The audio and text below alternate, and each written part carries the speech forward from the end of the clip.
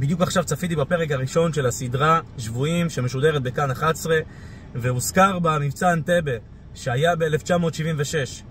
ולמרות שהיה לנו עבדות במבצע אנטבה, שאח של בנימין נתניהו, השם ייקום דמו כידוע, ועוד כמה עבדות קשות שהיה לנו שם, המבצע הזה הוכתר כהצלחה בסופו של דבר.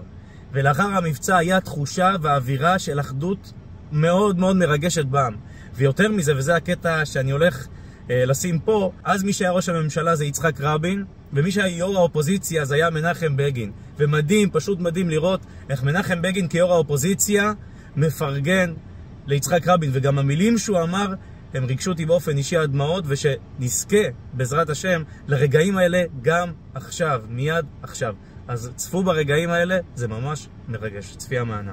מבצע באנטבה יצית את הדמיון הישראלי ואת הכמיהה לחזור לאותו רגע הירואי בעתיד. מאז מלחמת ששת הימים לא היה בישראל עומק כזה של אחדות לאומית. מבקש אני לומר שלכולם הזכות. אבל ראש ממשלה הוא ראש צוות.